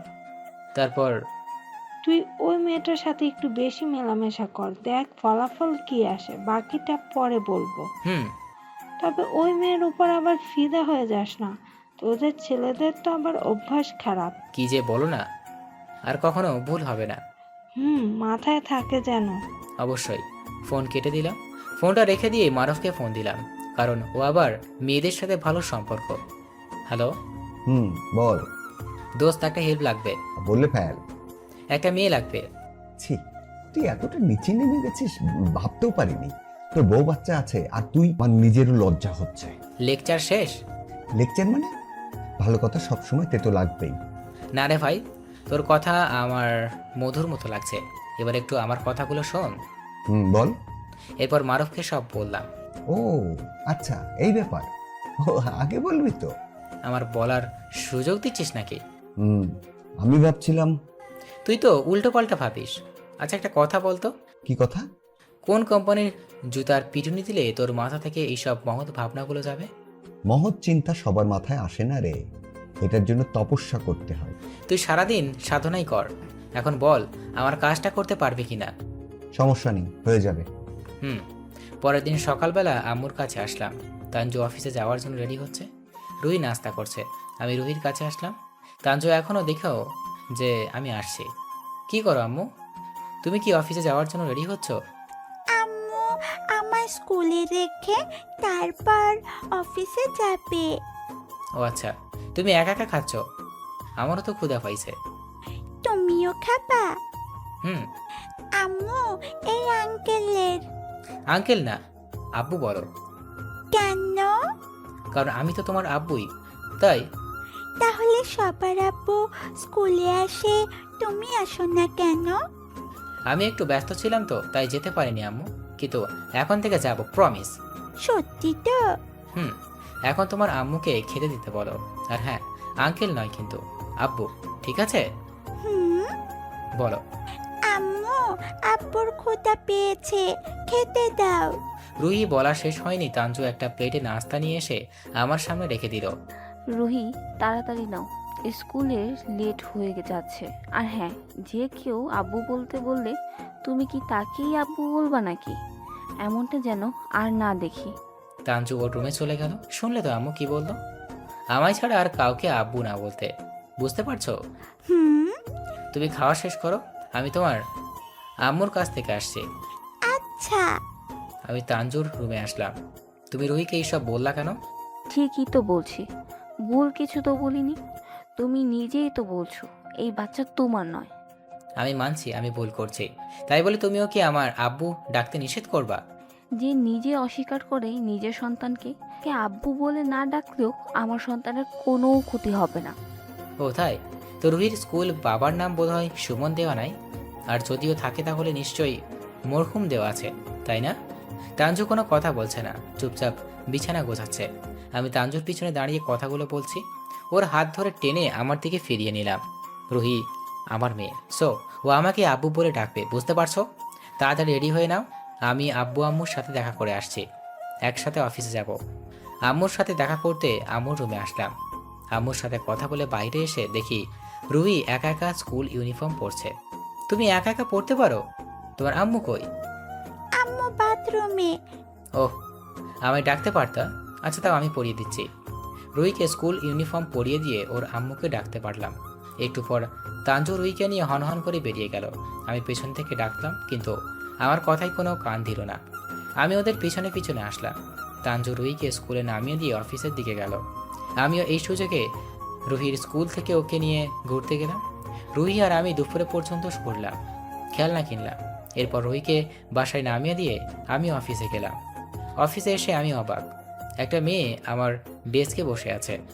কি মেয়ে রে মাইরি, সেই রকম মেকআপ করছে, মনে হচ্ছে হিন্দি মুভি নায়িকা। মেয়েটার সামনে তানজু, মারুফ, রাকিব দাঁড়িয়ে আছে। তানজু আর রাকিব মেয়েটাকে প্রশ্ন করছে। আমি মারুফের কানে কানে বললাম, কি রে এটা? শালা তুই এখনই আসলি, এখন সামাল দে। কি সামাল দিব? আর কেই মেয়ে? কাল রাত্রে বললি আর আজ ভুলে গেলি? ও হ্যাঁ। যা সামলা ভাবিকে, তখন থেকে হাজারটা প্রশ্ন করছে। মারুফ আমায় হালকা ধাক্কা দিয়ে ওর সামনে এগিয়ে দিল। কি হচ্ছে এসব? এই মেয়েটা কে? সকাল থেকে এসে কি সব আবল তাবল বকছে। ও আমার পিয়ে, তোরা তোদের কাজ যা। আমি পিয়েকে বলার পর কেউ জানি কোনো কথা বলতো না। তাঞ্জু সবার আগে চলে গেল। কাজ হবে মনে হয়। সেটাই যেন হয়। এরপর মারুফ আর রাকিব ওরাও চলে গেল। আমি একটু রিল্যাক্স বসলাম। আপনার নাম কি? আমি তুলি, আর আপনি আমাকে তুমি করে বলবেন। আচ্ছা, মারুফ তোমায় সব কিছু বলছে কি? হুম। এখন তোমায় কি কি করতে হবে সেটা জানো তো? ও আপনি চিন্তা করবেন না, আচ্ছা। তুমি মারুফকে? আমি ওর বন্ধু। তাহলে তুমি তুমি বলবে। হুম। আমি আর চোখে তাকালাম তানজুর কেবিনে। তানজু আমাদের দিকে তাকিয়ে আছে। তুলি তানজুর দিকে আমাদের দিকে তাকিয়ে আছে। তুলি আমার কথা শুনে আমার কাছে এসে বসলো আর আমার শার্টের বাটনটা ঠিক করে দিচ্ছে। বুঝতে পারলাম এই মেয়ে ভালোই এক্সপার্ট। সেদিন এইভাবেই কেটে গেল। পরের দিন সকালবেলা অফিসে আসলাম। আমি প্রতিদিন অবশ্য সবার শেষে আসি। এটা আমার একটা গুড হ্যাবিট বলতে পারেন। আমি তানজুর সাথে রুহিও দেখে অফিসে আসছি। তুলি আর আমি কেবিনে বসে গল্প করছি। এমন সময় রুহিকে নিয়ে তানজু আসলো। তানজুর হাতে দেখি কালকের কিনে দেওয়া জিনিসপত্র। রুহি, এইসব গিয়ে ওনাকে দিয়ে দাও। রুহি তানজুর হাত থেকে জিনিসপত্রগুলো নিয়ে আমার কাছে আসলো। এই নাও। কেন আম্মু, এগুলো তোমার পছন্দ হয়নি? হয়েছে, কিন্তু আম্মু নিতে না করেছে। স্যার, এই কিউট বাচ্চাটা আপনার কে হয়? এটা আমার একমাত্র মেয়ে। ও মা, তাই? আমি তো ভেবেছিলাম আপনার বিয়েই হয়নি। একটু মুছিয়ে আসলাম। তানজুর দিকে তাকালাম। ও বিড়বিড় করে কি যেন বলতো। নিশ্চয়ই তুলিকে বকা দিল। ও আচ্ছা, আমায় দেখে কি অবিবাহিত মনে হয়? শুধু তাই নয়, যে কোনো মেয়ে আপনাকে দেখে ক্রাশ খাবে। আমিও তো প্রথমে। থাক, বুঝতে পারছি। যাই বলেন না কেন স্যার, আপনার মেয়ে আপনার মতোই কিউট হয়েছে। ধন্যবাদ। রুহি, তাড়াতাড়ি এসব দিয়ে আসো। স্যার, উনি কি আপনার মেয়ের দেখাশোনা করে? তানজুর আগে দাঁত কিটমিট করতে লাগলো। আমি তুলির কথার উত্তর না দিতেই তানজুর রেগে চলে গেল। এরপর রুহি, আমি, তুলি তিনজন মিলে জমিয়ে একটা আড্ডা দিলাম। বেশ কিছু সময় পরে রুহিকে নিয়ে তানজুর কেবিনে আসলাম। যদিও বা তানজু এতক্ষণ পুরোই সনয় আমাদের দিকে লক্ষ্য করছে। আসবো? হুম। যাও আম্মু, তোমার আম্মুর কাছে যাও। একটু পরে তুমি আর তোমার নতুন বন্ধু তুলি আন্টি সবাই ঘুরতে যাব। আম্মু যাবেন না? তোমার আম্মু কত কাজ করে, তাই তোমার আম্মু যাবে না। আচ্ছা। রুহি, ওসব দিয়ে তারপর আসবা, নয়তো ওসব রুম থেকে বাইরে ফেলে দিব। তুই তোমার দাদুর রুমে রাখবা কেমন? সবগুলো পুড়িয়ে ফেলবো কিন্তু। আম্মু, তুমি তুলি আন্টির সাথে গল্প করো, আমি আসছি কেমন? রুহিকে পাঠিয়ে দিলাম। তানজু বসে আছে। আমি ওর কাছে গিয়ে ওর হাতটা ধরে টেনে ওকে দাঁড় করালাম।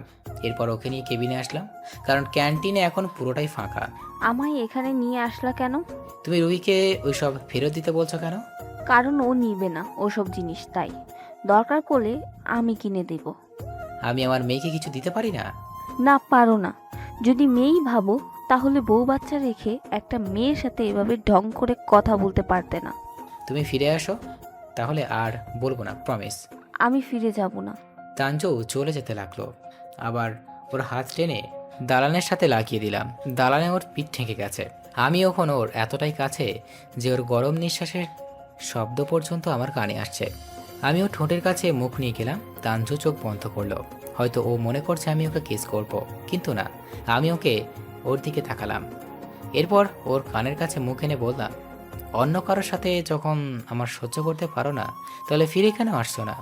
এতটা যখন ভালোবাসো, তাহলে দূরে থাকার প্রয়োজনটা কি? আমি কাউকেই ভালোবাসি না। তাই? তুমি কাউকে ভালোবাসো না? না। তাহলে আমি কার সাথে মিশলাম, কার সাথে কি করলাম, তাতে তোমার কিছু যায় আসে না, তাই না? ওকে, তাহলে শুধু দেখতে থাকো। তানজুকে ওখানে রেখে চলে আসলাম। তানজুকে তো ঠিকই বলে আসলাম শুধু দেখতে থাকো, কিন্তু আমি করবোটা কি? যা বাবা, এটা বলে তো আরো বিপদে পড়ে গেলাম। আমার কেবিনে আসলাম। তুলি আর রুহি গল্প করছে। আমি ওদের সাথে কোনো কথা না বলে আমার চেয়ারে বসলাম। কিছু সমস্যা হয়েছে কি? তেমন কিছু না। ঘুরতে যাবা? এখন? হুম। কে কে যাবে? তুমি, আমি, রুহি। তাহলে তো যাওয়াই যায়। আচ্ছা চলো দেখি। তুলি আর রুহিকে নিয়ে বের হলাম। তানজুর সামনে দিয়েই এক হাত তুলির হাত আর রুহিকে কোলে নিয়ে চলে আসলাম। পাশের একটা পার্কে ঘুরতে আসলাম। বেশ কিছু সময় ঘোরাঘুরি করে তুলিকে ওর বাসায় নামিয়ে দিয়ে রুহিকে নিয়ে বাসার দিকে আসলাম। বাসায় এসে দেখি তানজু আমাদের আগেই চলে আসছে। তুমি এত তাড়াতাড়ি বাসায় আসছো যে? আমার বাসায় আমি কখন আসবো সেটা আমার ব্যাপার। সেটা তো ঠিক, কিন্তু তুমি তো এত তাড়াতাড়ি আসো না অফিস থেকে। শরীরটা খারাপ লাগছিল তাই আসছি। কি হয়েছে, জ্বর আসছে নাকি? কই দেখি তো।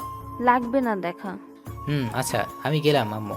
রুহি, তোমার আব্বুকে খাওয়া দাওয়া করে যেতে বল, নাকি বাইরে মেয়ে নিয়ে খেয়ে আসছে। তোমার আম্মুকে বলো যেদিন ওনার রাগ কমবে সেদিন খাবো। চলে আসলাম। মেয়ে মানুষ এমন কেন? এদের বুক ফাটে কিন্তু মুখ ফোটে না। আমরা ছেলেরা এই দিক থেকে ওদের থেকে আলাদা, কারণ আমাদের কাউকে ভালো লাগলে আমরা সরাসরি তাকে বলে দিই, কিন্তু মেয়েরা এটা পারে না। খুব কম সংখ্যক মেয়ে নিজের মনের কথা নিজ থেকেই বলতে পারে। 2-3 দিন এইভাবেই কেটে গেল। আব্বু, হ্যাঁ আম্মু বলো। কাল আমাদের স্কুলে প্যারেন্টস মিটিং আছে, তুমি আসবে না? কেন যাবে না? অবশ্যই যাবো আম্মু। তোমার আম্মু যাবে না? আম্মু তো প্রতিবারই যায়, কালকেও যাবে, কিন্তু ম্যাম আব্বুকেও যেতে বলেছে। ও, তোমার স্কুলে মিটিং কয়টায় আম্মু? 9টা। যা বাবা, আমি যে লেভেলের জমিদার, আমার তো 10টার আগে সকাল হয় না। আচ্ছা আম্মু, আমি আসবো। পরের দিন তবুও উঠতে একটু লেট হয়ে গেল। তাড়াতাড়ি করে উঠে ফ্রেশ হয়ে চলে গেলাম রোহিত স্কুলে। এখনও মিটিং শুরু হয়নি, সবাই ওয়েটিং রুমে বসে আছে। আমি গিয়ে তানজুর পাশে বসলাম। তুমি এখানে কেন? বারে, মেয়ের স্কুল মিটিং, আমি আসবো না? না, আসবা না। এতদিন যখন তোমার লাগেনি তখন আর তোমায় লাগবেও না। এতদিন লাগেনি, কিন্তু এখন লাগবে। আর তুমি হয়তো জানো না, আম্মুর সাথে বাচ্চার আব্বুকেও ডাকছে, তাই তুমি একা সামাল দিতে পারবে না। এটাতেও আমাকেও লাগবে। পাশ থেকে একজন মহিলা তানজুকে জিজ্ঞেস করলো আমি কে হই। তানজু কোনো সংকোচ ছাড়ে উত্তর দিল আমার হাজবেন্ড। প্যারেন্টস মিটিং শেষ করে বাইরে আসলাম। এখন কই যাবা? অফিসে। অফিস তো সাকিব, মারুফ, রাকিব আছে। চলো আজ অন্য কোথাও যাই। মানে? কোথাও ঘুরে যাই। আমি যাব না, আমার কাজ আছে। তানজুকে অনেক রিকোয়েস্ট করলাম, কিন্তু কিছুতেই কিছু হবে না। মেয়েটার একটা ঘাড় টেরা রোগ আছে, পরিবারের ছোট মেয়ে তো। তানজু চলে যাওয়ার কিছুক্ষণ পরে বৃষ্টি নামতে শুরু করলো। আমি আবার বৃষ্টিতে না ভিজে শান্তি পাই না, তাই বৃষ্টিতে ভিজলাম। কিন্তু আজকের ভেজাটা একটু বেশি হয়ে গেছে। বাসায় এসে ড্রেস চেঞ্জ করলাম, কিন্তু ভেজা কাপড়ে অনেকক্ষণ থাকার কারণে কেমন জানি অস্বস্তি লাগছে। তরিকে ফোন করে বাসায় চলে যেতে বললাম। এরপর আমি কম্বল মুড়ি দিয়ে শুয়ে পড়লাম। বিকালের দিকে শরীরটা একটু গরম অনুভব করলাম। জ্বর আসেনি, তবে আসার জন্য পারমিশন চাচ্ছে আর কি। বাসায় ঔষধ ছিল, সেখান থেকে 1 ডোজ খেয়ে নিলাম। যদিও বা আমি সচরাচর ওষুধ খাই না। সন্ধ্যার পর সাকিব ফোন দিল। হ্যাঁ বল। কি রে, অফিসে আসলি না কেন? আর বলিস না রে, খুব শখ করে বৃষ্টিতে ভিজছিলাম, তাই জ্বর চলে আসছে। কি বলিস, ওষুধ খাইছিস? বিকালে খাইছি। আমি আসবো কি? দরকার হবে না, ভালো লাগছে না রে, প্রচুর মাথা ব্যথা হচ্ছে। পরে কথা বলি, বাই। সাকিবের ফোনটা কেটে দিলাম। ঔষধটা খাওয়ার পর যদিও আমার মাথা ব্যথা কমে গেছে, কিন্তু সাকিবকে মিথ্যা বলে ফোনটা কাটলাম। শুয়ে আছি, একটু পরে কলিং বেল বাজলো। এই অসময়ে আবার কি আসলো? নিশ্চয়ই সাকিব। আজ বাসাতেই কেউ নেই, ছুটি নিচে গিয়ে দরজা খুলে দিলাম। তানজু আমার সামনে দাঁড়ালো। এটা আমি নিজেই বিশ্বাস করতে পারছি না। বাইরে হালকা বৃষ্টি পড়ছে, মনে হয় বৃষ্টির ছোঁয়া তানজুর সাথে লেগে আছে। চুল ভিজে ভেজা লাগছে। তুমি এখন এখানে? তুমি নাকি খুব অসুস্থ, কি হয়েছে? বুঝতে পারলাম সাকিব গড়মিল লাগাই দিয়েছে। শালারে বললাম আমি ঠিক আছি, এখন এটাই আমাকে সামাল দিতে হবে। সুস্থ থাকার পরেও সামাল দেওয়ার জন্য খুব অসুস্থতার ভান ধরলাম। আসো ভিতরে আসো। কি হয়েছে বলো। তখন তোমার সাথে দেখা করার পর তুমি আমায় ছেড়ে চলে গেলে। এরপর নিজের উপর খুব রাগ উঠছিল, তাই এতটাই বাজে যে আমারও বউ আমার সাথে ঘুরতে যেতে চায় না। নিজের উপরই খুব ঘৃণা হচ্ছিল। আর তখনই বৃষ্টি শুরু হলো। ভাবলাম বৃষ্টির সাথে যদি আমার নিজের গ্ল্যানিটা একটু ধুয়ে যায়, তাই ভাবছি বা ভিজছি। কিন্তু আমার জন্য তোমারই অবস্থা। আমি যদি তোমার সাথে যেতাম তাহলে আজ তুমি অসুস্থই হতে না। এতে আমার কোনো দোষ নাই, বাদ দাও। খুব কষ্ট হচ্ছে কি? এতক্ষণ হচ্ছিল, কিন্তু এখন আর হচ্ছিল না। আমার সামান্য মাথা ব্যথা ছিল, সেটাও বিকালে ঠিক হয়ে গেছে। দেখি তো জ্বর কতটা আছে। বাদ দাও, তুমি তো ভিজে গেছো, শরীর খারাপ করবে। চলো ফ্রেশ হয়ে ড্রেস চেঞ্জ করে নিবে। কিন্তু আমি তো কোনো ড্রেস নিয়ে আসিনি। আমার প্যান্ট আর টি শার্ট পরবে, কি অসুবিধা হবে? না মানে কেন নয়, মানে ইয়ে নাই, চলো আমি ড্রেস দিচ্ছি, তুমি চেঞ্জ করে নিবে। ড্রয়িং রুম থেকে তানজুর হাত ধরে টেনে আমার নিজের রুমে নিয়ে আসলাম। আমার পছন্দের টি শার্টটি বের করে দিলাম। তানজুকে ড্রেস চেঞ্জ করতে দিয়ে আমি ড্রয়িং রুমে এসে বসলাম। একটু পরে তানজু রুম থেকে বের হয়ে আসলো। আমি ওর দিকে তাকিয়ে হাঁ হয়ে রইলাম। কি দেখছো? আমার বউকে এত সুন্দর লাগছে। কিছু বললা? কই না তো। তানজু আমার পাশে এসে বসলো। নিজের অজান্তেই আমার শরীরের লোম ক্রমশ দাঁড়িয়ে যাচ্ছে। আমি একটু নড়ে বসলাম। তানজু হয়তো বিষয়টা বুঝতে পারছে। তানজু একটু সরে বসলো। কখন খাইছো? সকালে বের হচ্ছিলাম তখন। তার মানে এরপর আর সারাদিন কিছুই খাওনি? উফ, বাসায় কোনো কাজের লোক নেই? আচ্ছা, কিন্তু ছুটিতে গেছে কাল। ও আচ্ছা, রান্না করার মতো কিছু আছে? রান্না করতে হবে না, আমি বাইরে থেকে খাবার নিয়ে আসছি। এই শরীর নিয়ে বাইরে যেতে হবে না, আর প্রচুর বৃষ্টি হচ্ছে। আমায় দেখিয়ে দাও, আমি রান্না করছি। রান্নাঘরে সব কিছু আছে। তানজু উঠে রান্নাঘরে আসলো। আমি টিভি অন করলাম। বেশ কিছু সময় পর তানজু রান্না করছে। কেন জানি না, টিভি দেখতে আর ভালো লাগছে না, তাই উঠে রান্নাঘরের দিকে এগিয়ে গেলাম। আমি যে রান্নাঘরের দরজার কাছে দাঁড়িয়ে আছি, তানজু সেটা খেয়াল করেনি। ওর মতো রান্না করছে। খুব ইচ্ছে করছে পেছন থেকে কেউ জড়িয়ে ধরে থাকতে, কিন্তু সব ইচ্ছে আর সবসময় পূরণও হয় না। কিছু কিছু অপূর্ণ ইচ্ছে চাহিদাটাকেও আরও বাড়িয়ে দেয়। জড়িয়ে ধরে থাকতে পারলাম, কিন্তু সেটার জন্য যে অধিকারটা প্রয়োজন, সেটা আমি নিজের ভুলের কারণে হারিয়ে ফেলছি। যদিও বা তানজু আমায় বিয়ে করাবো, তবুও অনেক সময় নিজের মানুষের উপরও কিছু কিছু অধিকার দেখানোর অধিকার থাকে। তবে তানজুর কপালটা ঘেমে গেছে। কপালে একগুচ্ছ চুল এসে জমাট বেঁধে আছে। চুলগুলো হয়তো তানজুকে বিরক্ত করছে। ও বারবার চুলগুলো সরানোর জন্য করছে, কিন্তু চুল যেন ওর কপাল থেকে সরতেই চাচ্ছে না। এবার আর কোনো ভেবেই নিজেকে কন্ট্রোল করতে পারলাম না।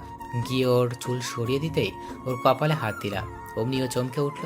ও এতটাই ভয় পেয়ে গেছে যে ওর শরীরের আরও বেশি ঘামতে শুরু করে দিল। তুমি এখানে? না মানে তোমার চুলগুলো সরিয়ে দিতে আসছিলাম। ও, ফ্যানটাও দাও, তাহলে তো হচ্ছে। আমি ফ্যান অন করে চলে আসলাম। তানজু রান্না শেষ করে ফ্রেশ হয়ে বিশ্রাম নিল। এরপর দুজনেই খাওয়া করলাম। অনেকদিন পর বউয়ের হাতে রান্না খেলাম। এদিকে বৃষ্টি বেড়েই চলছে। আমি এখন যাই। আর হ্যাঁ, নিজে খেয়াল রাখো। বাইরে তো প্রচুর বৃষ্টি হচ্ছে। সমস্যা নেই, আমি যেতে পারবো। আজ না গেলে হয় না? আজ এখানে থেকে যাও, বাইরে প্রচুর বিদ্যুৎ চমকাচ্ছে। তানজু আর কিছু বলল না। বুঝতে পারলাম ওর উত্তর হ্যাঁ। আম্মুকে ফোন করে বললাম তানজু আজ বাসায় যাবে না, এখানে থাকবে। এখন দুইজনে আমার রুমে বসে আছি। ঘুমাবো না। কিন্তু কোথায় ঘুমাবো? ও, তুমি এখানে শুয়ে পড়ো, আমি ড্রয়িং রুমে শুয়ে পড়বো। দরকার নেই, তুমিও এখানে শুয়ে পড়ো, বাইরে শুলে শীত করবে। এই কথা সেই কাজ। দুইজনে শুয়ে পড়লাম। মাঝখানে ভারত পাকিস্তান সীমানা মানে কোলবালিশ। অন্যদিন কোলবালিশটাকে খুব আপন মনে হয়, কিন্তু আজ অসহ্য লাগছে। একটু পরেই বিকট শব্দ করে একটা বাজ পড়ল। কোলবালিশ উপর থেকে হাত দিয়ে তানজু শক্ত করে আমার হাতটা ধরলো। পাগড়িটা এখনো বাজ পড়লে ভয় পায়। মাঝ থেকে কোলবালিশটা সরিয়ে সাইডে রাখলাম। তানজু নিচ থেকে আমার একটু কাছে আসলো। বেশ কিছু সময় নীরবতা। তানজুর দিকে তাকালাম। মনে হচ্ছে তানজু ঘুমাচ্ছে। তানজুর চুলগুলো একটু বুলিয়ে দিলাম। এরপর আলতো করে ওর কপালটা একটা ভালোবাসার পরশ এঁকে দিলাম। হঠাৎ তানজুর চোখ খুলল। কারো পারমিশন ছাড়া তাকে চুমু দেওয়াটা কি ঠিক? তুমি ঘুমাওনি? না। সরি। হুম একটা কথা বলবো? বলো। খুব শীত করছে। তো জড়িয়ে ধরে একটু। তানজু আবারও চুপ হয়ে গেল। কেউ একজন বলেছিল নীরবতা সম্মতির লক্ষণ। তাই আর দেরি না করে তানজুকে শক্ত করে জড়িয়ে ধরলাম। ইচ্ছে করছে এভাবেই সারাটা জীবন জড়িয়ে ধরে রাখি। কেউ তো নিষেধ করেনি। তুমি প্লিজ ফিরে আসো। না। কেন? তুমি যদি আবার আগের মতো হয়ে যাও, তাহলে আমি এবার সত্যিই পাগল হয়ে যাব। তুমি জানো না আমি তোমায় কতটা খুঁজেছি। তুমি যেদিন ফিরে আসলা, সেদিন ভেবেছিলাম তোমায় পেয়ে গেছি, কিন্তু না। তোমার কথাগুলো শোনার পর জীবনের প্রতি মায়া কেটে গেছে। এরপর আম্মু আব্বুর সাপোর্টে আমি আবার নর্মাল লাইফে ব্যাক করতে পারি। প্লিজ আমায় ক্ষমা করে দাও। আর সেই সময়টা আমি কোনো কিছুই ভেবে করিনি। সেটাই করেছি যেটা আমার কাছে ঠিক মনে হয়েছে, কিন্তু যেটা যে এটাই ভুল হবে সেটা এখনও বুঝতে পারছি। প্লিজ তুমি আবার ফিরে আসো। এবার তানজুকে আমার দিকে ফিরিয়ে নিলাম। তানজুর চোখ দিয়ে পানি ঝরছে। এই পাগলি, কান্না করছো কেন? এই যে প্রমিস করছি আর কোনো দিন তোমায় ছেড়ে কোথাও যাবো না। এই যে কান ধরছে, প্লিজ ক্ষমা করে দাও। সত্যি তো আর কষ্ট দিবে না? কখনোই না। বলো না আসবে ফিরে আমার কাছে। তাঞ্জু শুধু বলে আমায় জড়িয়ে ধরলো। আরও কিছু সময় নীরবতা পালন করলাম। এই চলো না, বৃষ্টিতে ভিজি। এই তোমার না জ্বর? তো কি হয়েছে? চুপচাপ শুয়ে পড়ো। তাঞ্জুকে কোলে করে এনে দুইজনেই শুইলাম। পরম সুখে জড়িয়ে নিলাম আমার পাগলিটাকে। পরের দিন তাঞ্জুর বাসায় গিয়ে আব্বু আম্মু আর রুইকে নিয়ে বাসায় আসলাম। এবার আমার বাসাটা পূর্ণতা পেল। ভাবিনি এই বৃষ্টি আমাদের আলাদা করে দিবে, আবার এই বৃষ্টি আমাদের এইভাবেই মিলিয়ে দিবে। শুরু হলেও আমার সুন্দর পরিপূর্ণ সুখের সংসার। সমাপ্ত।